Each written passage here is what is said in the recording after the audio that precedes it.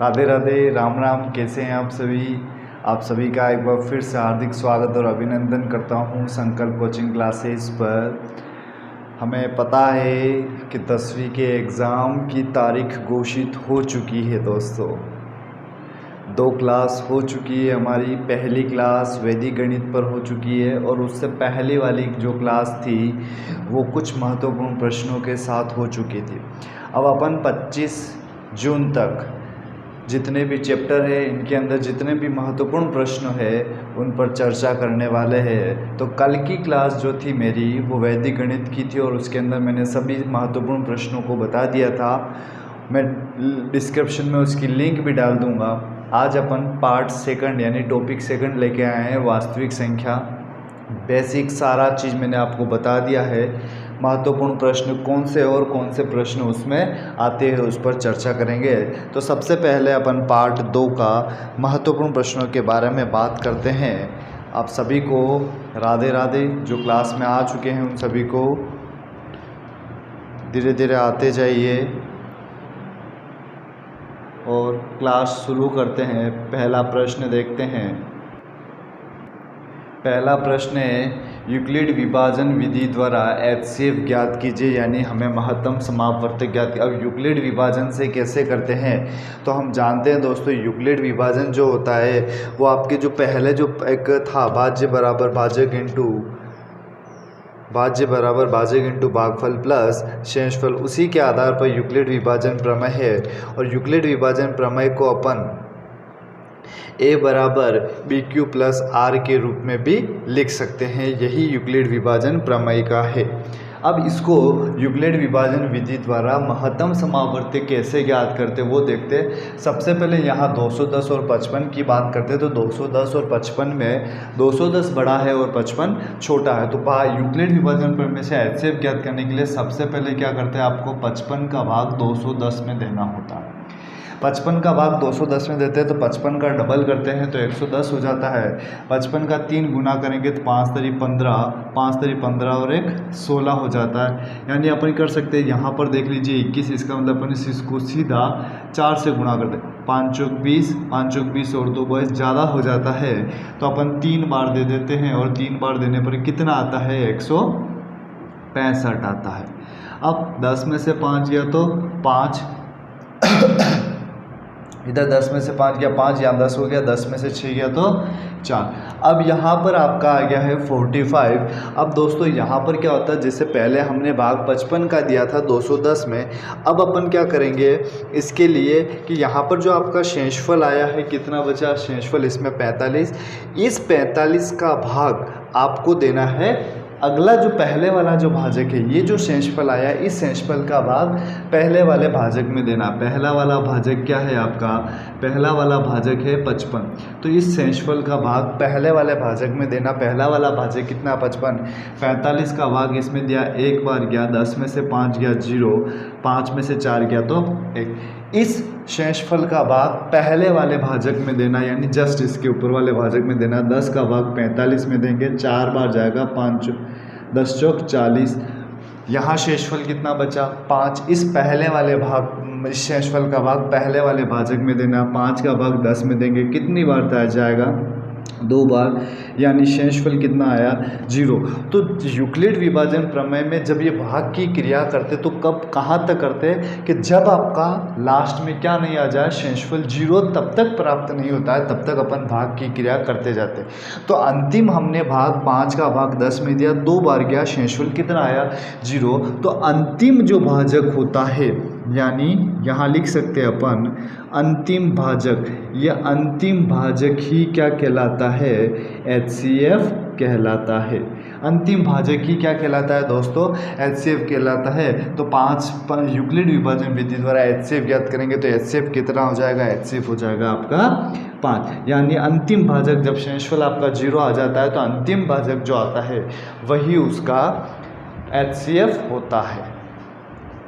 इसे उतार लीजिए। फिर नेक्स्ट सवाल देखते हैं। जब भी यूक्लिड विभाजन विधि द्वारा ऐसा लिखा आ जाए तो यूक्लिड विभाजन विधि द्वारा HCF ज्ञात कीजिए, तो इसको ज्ञात करने का तरीका आपका ये होगा। नेक्स्ट प्रश्न आता है कि अभाज्य गुणनखंड करके HCF व LCM ज्ञात कीजिए। यानी हमें जो संख्या दे रखी है उसका अभाज्य गुणनखंड करना पड़ेगा, उसके बाद हमें उसका HCF और LCM निकालना पड़ेगा। तो अब दो संख्या है 96 और 404। तो सबसे पहले इनका अभाज्य गुणनखंड कीजिए। तो अभाज्य गुणनखंड कर तो हमें तो आता है। अभाज्य गुणनखंड कैसे करते हैं, 2 का भाग देते हैं। सबसे छोटी संख्या 2 है उसका भाग देते जाते हैं अपन। 2 का भाग देंगे कितनी बार जाएगा, 48 बार। फिर 2 का भाग देंगे तो 24 बार। फिर 2 का भाग देंगे तो 12 बार। फिर 2 का भाग देंगे तो 6 बार। फिर 2 का भाग देंगे 3 बार। फिर 2 का भाग नहीं जाएगा तो किसका भाग जाएगा, 3 का भाग जाएगा 1 बार। अभाज्य गुणनखंड भी कब तक करते हैं, जब तक नीचे कितना नहीं आ जाए 1, तब तक अभाज्य गुणनखंड करते हैं। फिर दूसरा है हमारे पास 404। 404 में भी वही कीजिए, 2 का भाग दीजिए तो कितनी बार जाएगा, 202 बार। फिर 2 का भाग देंगे कितनी बार जाएगा, 101 बार। अब आपको इसमें किसका भाग जाएगा, 101 में इसमें किसका भाग जाएगा, 2 का नहीं जाता है। 3 का अगर अपन भाग देते तो 3 का भी भाग इसमें नहीं जाता। अब अपन इसमें किसका भाग देंगे, सीधा किसका भाग जाता है, इसमें सिर्फ सीधा 101 का भाग ही जाता है। यानी कितनी बार गया, 1 बार। अब हमें क्या कहा इसने, HCF व LCM ज्ञात कीजिए। ठीक है, HCF और LCM ज्ञात करना हमें। तो सबसे पहले दोस्तों यहाँ देखिए 96 की बात करते हैं अपन। 96 में कितने टुकड़े, 1 2 3 4 5। ठीक है, 1 2 3 4 5 और 3, 2 5 बार है, 2 2 4 और 1 5। और 101 के अभाज्य गुणनखंड किए तो वो आ गया आपके। अब हमारी बात रही है HCF व LCM की। HCF और LCM क्या होता है दोस्तों, ये देखना। HCF की बात बताऊं तो मैंने आपको एक ट्रिक भी बताई थी। HCF यानी महत्तम समावर्ती और LCM यानी लघुत्तम समावर्ती। LCM का मतलब हो जाएगा, जैसे आप LCM निकालोगे किसी चीज़ का तो सीधा याद रखने का तरीका है कॉमन, यहाँ पर HCF ले लेते पहले। HCF अगर आप निकालोगे तो सीधा सा याद रखने का तरीका क्या है आपको, कॉमन, कि जो भी संख्या दे रखी है उसमें से कॉमन निकाल दो, वही उसका क्या है, HCF। लेकिन LCM क्या होता है यारों, कि कॉमन जो निकाल रखा है वो तो ही है, और उसके अलावा जितनी संख्या सभी बची हुई है प्लस, सब प्लस नहीं करना, इनटू में ही लिखना है। तो कॉमन तो आ गई है, इन प्लस का मतलब जितनी सभी संख्या बची हुई है उसको भी गुणे के रूप में लिखना। तो ये HCF और LCM निकालने की ट्रिक है कि HCF का मतलब कॉमन और LCM का मतलब कॉमन प्लस सब।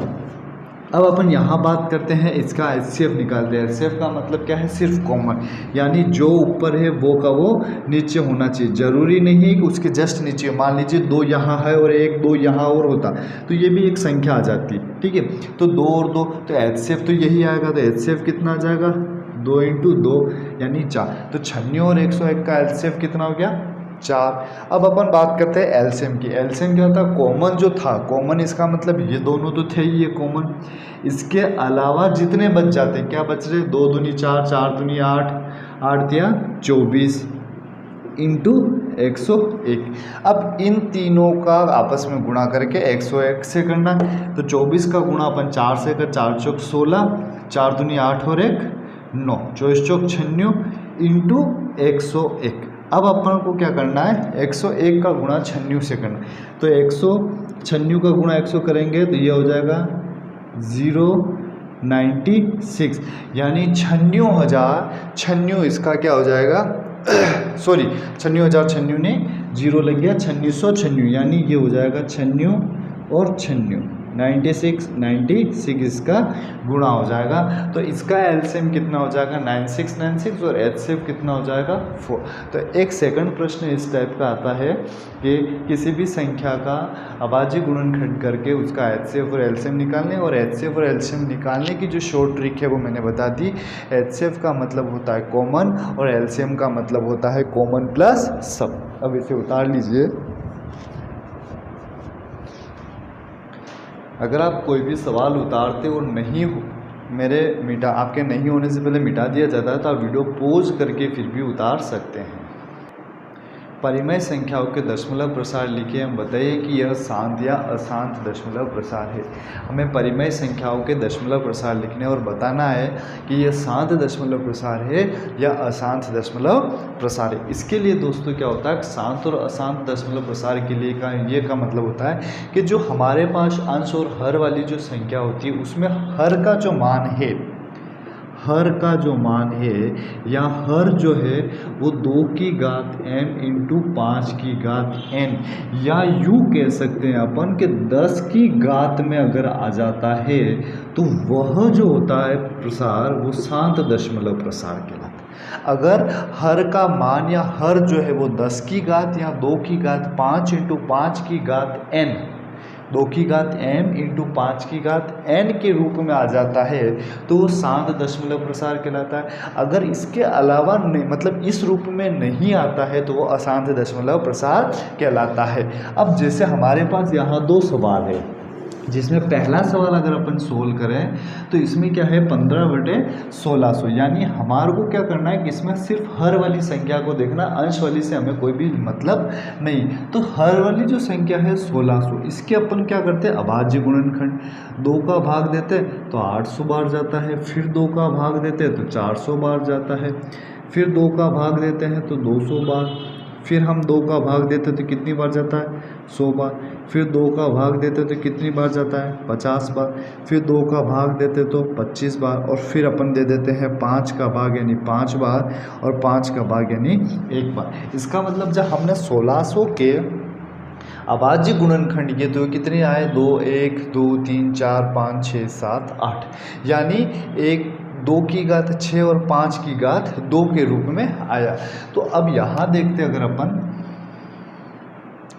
तो इस 1600 के अभाज्य गुणनखंड आए वो मैंने यहाँ लिख दिया 1, 2, 3, 4, 5, 6 और ये, यानी इसको मैंने लिख दिया 1600 के अभाज्य गुणनखंड को मैंने लिख दिया 2 की घात 6 इंटू 5 की घात 2। अभी मैंने बताया था आपको कि हर के अंदर या तो 10 की घात होनी चाहिए या 2 की घात m इंटू 5 की घात n का रूप आना चाहिए। अब ये 2 की घात m इंटू 5 की घात n का रूप आ गया हमारे पास। जब इस रूप में आ जाता है इसका मतलब 15 मतलब इस रूप में आ गया है तो अपन इसको यूँ लिख सकते हैं 15/2 की घात 6 इंटू 5 की घात 2, इस रूप में आ गया। इसका मतलब 15/1600 जो है वो एक कौन सा प्रसार है, शांत दशमलव प्रसार है, शांत दशमलव प्रसार है अगर इस रूप में आ जाता है। अब जैसे ये नेक्स्ट सवाल है कि 129/2 की घात 2, 5 की घात 7 और 7 की घात 5। अब इस सवाल को देखते पहले अपन इसको कह सकते हैं कि अशांत दशमलव प्रसार। क्यों? क्योंकि शांत दशमलव प्रसार के लिए शर्त क्या है कि हर के अंदर जो है वो 2 की घात 5 और m की घात n का रूप होना चाहिए। इसके अलावा अगर कोई तीसरी संख्या भी आ जाती है तो वो उस प्रसार में नहीं आएगा।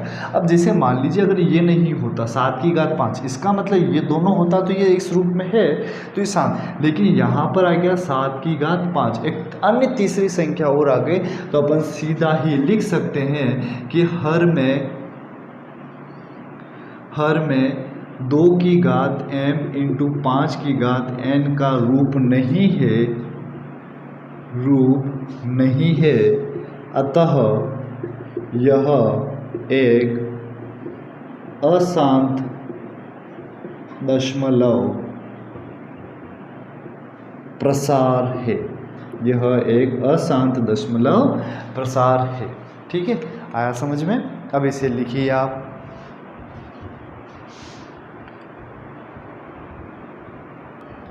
नेक्स्ट सवाल, परिमेय संख्याओं के दशमलव प्रसार लिखिए हम बताइए कि यह शांत प्रसार है। हमें प्रश्न में पहले से ही दे दिया कि यह शांत दशमलव प्रसार है। अब दोस्तों इसमें क्या करते हैं कि इसमें भी मैंने अभी बताया था कि आपको जो हर में 10 की घात चाहिए, आपको हर में क्या चाहिए 10 की घात का रूप। अगर हर के अंदर 10 की घात का रूप आ जाता है तो वो शांत दशमलव प्रसार, नहीं आता है तो वो अशांत। और इसने कहा यह शांत प्रसार है, इसका मतलब हमें हर में 10 की घात आपको बनानी। अब इसके लिए अपन देखते हैं कि यहाँ पर 125 को अपन क्या लिख सकते हैं दोस्तों, 125 को लिख सकते हैं 5 की घात 3। ठीक है, मैं डायरेक्ट लिख रहा हूँ क्योंकि 5 का भाग जब 125 में दोगे वो 3 मतलब 5 का भाग 125 में है तो 5 की घात 3 के रूप में बाहर जाएगा। ठीक है, एक अब यहाँ पर क्या हर में 10 की घात का रूप आया? नहीं आया। अगर मैं आपको यहाँ 2 की घात 0 कर देता हूँ तो 2 की घात 0 का मतलब कितना होता है? 1 होता है, तो बात वही हुई। अब अपन क्या करते हैं, हर में 10 की घात बनाने के लिए 10 की घात का मतलब ये है कि यहाँ पर क्या है 5 की घात 3, तो 10 की घात बनाने के लिए 2 की घात 3 का गुणा नीचे भी कर दो और 2 की घात 3 का गुणा ऊपर भी कर दो। ठीक है, 10 हर में 10 की घात बनाने के लिए 2 की घात 3 का गुणा नीचे भी कर दो, 2 की घात 3 का गुणा ऊपर भी कर दो। अब देखो कैसे हुआ, 13 इंटू 2 की घात 3 को अपन क्या लिख सकते हैं 8 बटे 5 इंटू 2 कितना हुआ 10 और 10 की घात कितनी हो गई 3। अगर आपको नहीं पता चला तो एक सूत्र हो रहा है कि a की घात m इंटू b की घात m, इसको लिख सकते हैं ए बी की घात m। इस रूप में भी अपन इसको लिख सकते हैं कि a की घात m इंटू बी की घात m बराबर ए बी की घात m के रूप में भी लिख सकते हैं। तो अब यहाँ 10 की घात 3 आ गया, 13 का गुणा इससे करेंगे तो कितना होगा 13 8 104 बटे 10 की घात 3 का मतलब कितना हो गया 1000। तो 104 बटे 10,000 दशमलव प्रसार में लिखना 3 जीरो, यानी यूँ लिख सकते हैं 0.104। इसका आंसर कितना आ जाएगा 0.104, इसका टोटल आंसर आ जाएगा। अब सेकंड प्रश्न देखते हैं, फिर उतारना आप इसको 49 बटे 500, हर में इसमें भी 10 की घात का रूप होना चाहिए। अब सबसे पहले अगर अपन बात करें तो 49, इस 500 को क्या लिख सकता हूँ मैं 5 इंटू 100 लिख सकता हूँ, 5 इंटू 100 लिख सकता हूँ। यानी अब यहाँ आ गया 49 बटे 5 इंटू 10 की घात 2। इस 100 को अपन 10 की घात 2 के रूप में लिख सकते हैं। लेकिन आपको मैंने क्या कहा था, शांत प्रसार के लिए हर के अंदर क्या होना चाहिए 10 की घात। इसका मतलब जैसे यहाँ 10 की घात आ रहा है वैसा इधर भी 10 की घात है। अगर ये 5 यहाँ नहीं होता और 10 की घात 2, इसका मतलब ये अपने 10 की घात के रूप में आ गया। लेकिन साथ में किसका गुणा हो रहा है 5 का, अब अपने को हर में 10 की घात होना चाहिए। इसका मतलब क्या होगा दोस्तों कि यहाँ पर जो है मैं 5 का गुणा इधर 2 से भी कर देता हूँ और 49 का गुणा किससे कर देता हूँ मैं 2 से। अब ये 10 की घात 2 तो है ही।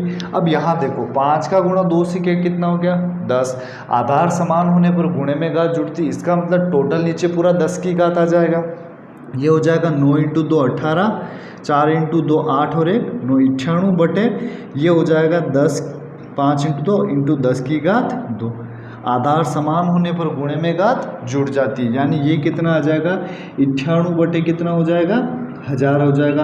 भाग दोगे तो कितना हो जाएगा 0.098। तो इसको दशमलव प्रसार में कैसे लिख सकते हैं 0.098 के रूप में इसको लिख सकते हैं। तो ये दशमलव प्रसार के रूप में लिखना हो और हमें जब कह रखा हो कि ये 7 दशमलव प्रसार है तब उसके रूप में इसको ऐसा लिख सकते हैं। अब इसे नोट कीजिए। अगला सवाल है इसी का इस टॉपिक का सबसे इम्पोर्टेंट प्रश्न ये है कि सिद्ध कीजिए कि √6 एक अपरिमेय संख्या है। और दोस्तों मान के चलिए आप ऐसा प्रश्न फिक्स से आपका आएगा, चाहे वो √6 यानी जिसका पूर्ण वर्ग नहीं होता है वही अपरिमेय संख्या होती है, तो हमें वो प्रूफ करके बताना है। चाहे वो इस टाइप का प्रश्न आओ, चाहे इसके साथ कोई अन्य एक संख्या और जुड़ जाए उस टाइप का प्रश्न आओ, लेकिन फिक्स एक इस नंबर का एक प्रश्न आएगा 3 नंबर का। अब जब भी ऐसे सवाल आए तो उसको सोल्व कैसे करते हैं कि सिद्ध कीजिए √6 एक अपरिमेय संख्या है। तो सबसे पहले अपन क्या करेंगे, आप इसे देख लीजिए फिर उससे उतारना कि सबसे पहले अपन मान लेंगे √6 ऐसा लिख देंगे, माना √6 एक परिमेय संख्या है। क्या लिख देंगे, माना √6 एक परिमेय संख्या है। और हम जानते हैं कि जो परिमेय संख्या होती है वो a/b के रूप में होती है। परिमेय संख्या दोस्तों a/b के रूप में होती है। तो अपन क्या कर देंगे √6 बराबर a/b का रूप लिख देंगे और समीकरण नंबर इसको क्या दे देंगे 1। अब क्या करेंगे इसमें कि अपन दोनों पक्षों में वर्ग करते हैं। दोनों पक्षों में वर्ग करने पर, दोनों पक्षों में वर्ग करते हैं तो अंडर रूट 6 का भी वर्ग कर देते हैं और इधर अपन a अपॉन बी का भी वर्ग कर देते हैं। तो अंडर रूट के अंदर कोई संख्या होती है और उसका वर्ग करते हैं तो संख्या क्या आती है, वही आ जाती है और ये हो जाएगा a square upon b square. व्रज गुणा किया तो ये हो जाएगा आपके, हो जाएगा a स्क्वायर बराबर 6b स्क्वायर, समीकरण नंबर 2। यानी जब भी ऐसा प्रश्न आता है तो सबसे पहले आप उसे एक परिमेय संख्या मानेंगे। परिमेय संख्या a अपॉन बी होती है, फिर दोनों पक्षों में वर्ग करेंगे और दोनों पक्षों में वर्ग करने के बाद इस प्रकार से हमारे पास एक चीज़ प्राप्त होती है, समीकरण प्राप्त होता है। और मान के चलिए ऐसा प्रश्न फिक्स है, निश्चित है। अब दोस्तों क्या होता है कि अपन इसको करते हैं। अगला चीज़ मैं यहाँ लिखता हूँ आपके सामने कि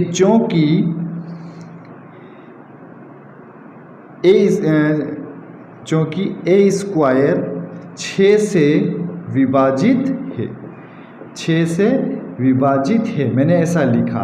अगर मैं इस 6 का भाग a स्क्वायर में देता हूँ तो मैं यहाँ लिखता हूँ, तो फिर मैं ऐसा लिख रहा हूँ। इस लाइन को मैं आपको समझाऊंगा। a स्क्वायर 6 से विभाजित है, इसलिए a भी 6 से विभाजित होगा, a भी 6 से विभाजित होगा।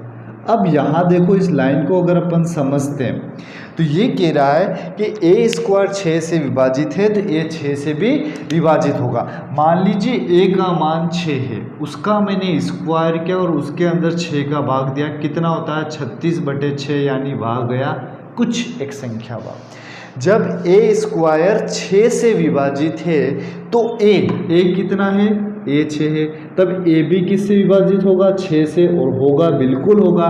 लेकिन दोनों का उत्तर क्या आएगा, अलग आएगा कि भाई a स्क्वायर 6 से विभाजित है तो a भी 6 से विभाजित है, लेकिन जब a 6 से विभाजित होता है तो उत्तर क्या आता है, अलग आता है। लेकिन अगर a स्क्वायर 6 से विभाजित नहीं है, जैसे मान लीजिए 5 ले लेते हैं, 5 का स्क्वायर 6 से विभाजित नहीं है, 25/6, 6 का भाग नहीं जाता, तो 5 भी 6 से विभाजित नहीं होगा।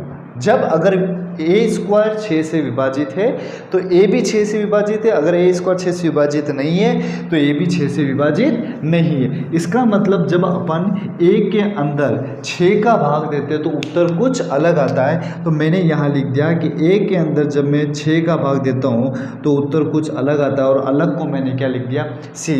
फिर से व्रज गुणा कर देते हैं, a बराबर हो जाएगा 6c।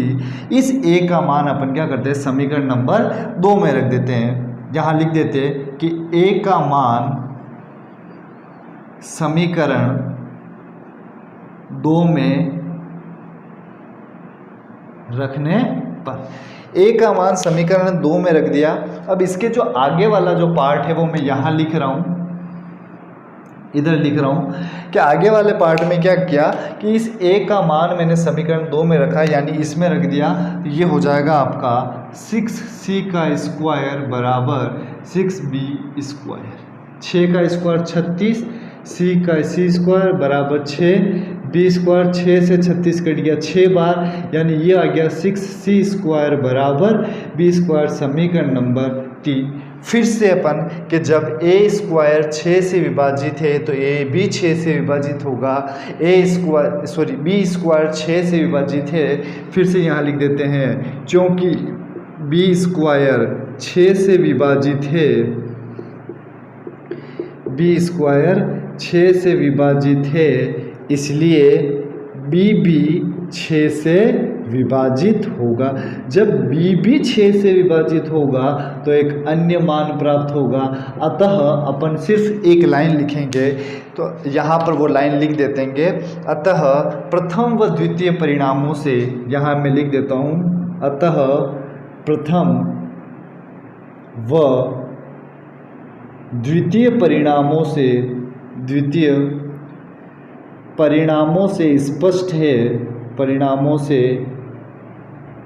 स्पष्ट है कि पूर्णांक 6 a व b का उभयनिष्ठ उभयनिष्ठ गुणनखंड है। आपको लाल पेन से नहीं लिखना है वहाँ परीक्षा में, उभयनिष्ठ गुणनखंड है। अतः एवं प्रथम व द्वितीय परिणामों से स्पष्ट है कि पूर्णांक 6 ए व बी का उभयनिष्ठ गुणनखंड है, परंतु यह कथन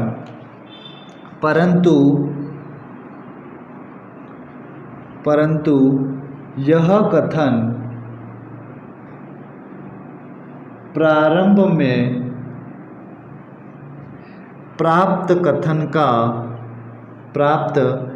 तथ्य का विरोधी था। अतः √6 एक अपरिमेय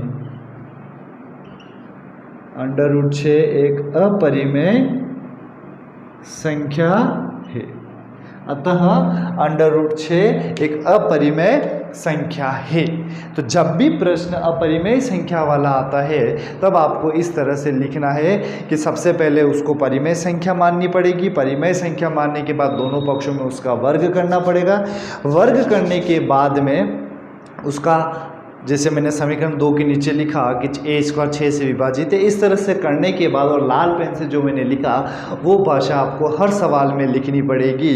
बस संख्या चेंज कर देना। अतः प्रथम व द्वितीय परिणामों से स्पष्ट होता है कि पूर्णांक 6 ए व बी का उभयनिष्ठ गुणनखंड है, परंतु यह कथन प्रारंभ में प्राप्त तथ्य का विरोधी था। अतः √6 एक अपरिमेय संख्या है। अब इसे आप उतार लीजिए और फिक्स है, इस टाइप का एक सवाल बोर्ड में पूछा जाएगा। अगला सवाल है, सिद्ध कीजिए कि 6 + √2 एक अपरिमेय संख्या। जब दोस्तों हमारे पास इस टाइप का सवाल आ जाता है, पहले तो हमने अलग अलग संख्या का देखा, लेकिन इस बार अगर इस टाइप का सवाल आ जाता है तो उसको कैसे किया जाता है, तो उसके लिए दोस्तों कुछ भी नहीं, क्योंकि हम जानते हैं कि इसमें √2 क्या है, एक अपरिमेय संख्या। करने का तरीका वही है कि अपन क्या ले लेंगे कि माना 6 + √2 एक क्या है, एक परिमेय संख्या है। क्या ले लेंगे अपन, 6 + √2 क्या है, एक परिमेय संख्या। और अपन लिख सकते हैं कि 6 + √2 बराबर a/b, और a/b क्या है, एक परिमेय संख्या। परिमेय संख्या का मतलब हो गया ये पूर्णांक संख्या। पूर्णांक संख्या का मतलब क्या होता है, माइनस से लेकर प्लस वाली संख्या जितनी भी होती है वो सब पूर्णांक। इसके अंदर प्राकृत संख्या भी आ गई और इसके अंदर पूर्ण संख्या भी आ गई। तो a और b क्या है, एक पूर्णांक संख्या है। अब अपन क्या करते हैं, इस 6 का अपन पक्षांतर कर देते हैं, यानी √2 बराबर a/b - 6। अब इसको मैं इसका लघुत्तम ले लेता हूँ, यानी √2 बराबर ये हो जाएगा b, तो a - 6b। अब दोस्तों यहाँ देखना कि हम जानते हैं कि a और b क्या है, एक पूर्णांक है। ठीक है, तो यहाँ लिख देते हैं, क्योंकि a व b एक पूर्णांक है, a व b क्या है, एक पूर्णांक है, तो a - 6b/bb क्या है, bb एक पूर्णांक है। भाई जब a/b परिमेय संख्या, परिमेय संख्या क्या, पूर्णांक संख्या, जब a/b पूर्णांक है तो a - 6b/bb क्या है, एक पूर्णांक है। जब a/b परिमेय है तो ये भी क्या है, एक परिमेय संख्या। इसका मतलब अपन क्या लिख सकते हैं कि a - 6b/b क्या है, बराबर एक परिमेय संख्या है, एक परिमेय संख्या है। तो a - 6b/b बराबर क्या है, परिमेय संख्या। इसका मतलब मैं लिख सकता हूँ कि √2 बराबर एक परिमेय संख्या। ऐसा मैंने लिख दिया, एक परिमेय संख्या। ठीक है, ऐसा मैंने लिख दिया। क्यों लिख दिया, क्योंकि यहाँ से लिखा मैंने, इसका मान लिखा कि एक परिमेय संख्या, तो √2 बराबर एक परिमेय संख्या। लेकिन दोस्तों आप जानते हो कि √2 क्या है, एक अपरिमेय संख्या है। अतः सीधा सा लिखना है, अतः हम जानते हैं कि √2 एक अपरिमेय संख्या है, एक अपरिमेय संख्या है। अतः 6 + √2 भी एक अपरिमेय संख्या है, अतः 6 प्लस √2 भी एक अपरिमेय संख्या है। बस इस टाइप का जब प्रश्न आता है तो आपको इसमें इतना ही लिखना है। तो हम जानते हैं कि √2 एक अपरिमेय संख्या है, तो 6 प्लस √2 भी क्या है, एक अपरिमेय संख्या है। अगला सवाल है, सिद्ध कीजिए कि 3 √2 एक अपरिमेय संख्या। इस टाइप का एक सवाल और बता देता हूँ मैं आपको लास्ट में। और मैंने बताया दोस्तों, जब भी आप सवाल करो अगर मिटा देता हूँ तो वीडियो पॉज करके उतारिए। इसमें भी आपको यही करना है कि माना 3 √2 एक क्या है, परिमेय संख्या है। ठीक है, क्या है, एक परिमेय संख्या है। अब 3 √2 जब एक परिमेय संख्या हो, परिमेय संख्या को क्या लिख सकते हैं, a/b, और a/b एक परिमेय संख्या है, इसका मतलब वो एक क्या है, पूर्णांक संख्या भी है। अपन क्या लिखते हैं कि √2 बराबर जो 3 है, इसको यहाँ से हटाऊंगा तो यहाँ कहाँ जाएगा, इसके भाग में। जब भी कोई गुणे में संख्या होती है हटाते हैं तो कहाँ जाता है, भाग में जाता है। तो a/3 भी क्या आ गया, यानी इसको हटाया तो ये हो गया। लेकिन अब जानते हैं अपन कि यहाँ लिख देता हूँ, क्योंकि a व b एक क्या है, a व b एक पूर्णांक है, तो a/3b भी एक पूर्णांक है। जब a व b एक पूर्णांक है तो a/3b भी क्या है, एक पूर्णांक है। जब a/3b क्या है भाई, a/b जो है परिमेय संख्या है, तो ये भी क्या हो जाएगा, एक परिमेय संख्या, एक परिमेय संख्या। a/3b एक परिमेय संख्या हो गई। अब इस पूरे की जगह अपन क्या लिख सकते हैं, √2 बराबर क्या लिख सकते हैं, परिमेय संख्या। लेकिन हम जानते हैं कि √2 क्या है, एक अपरिमेय संख्या। अतः हम जानते हैं कि √2 एक अपरिमेय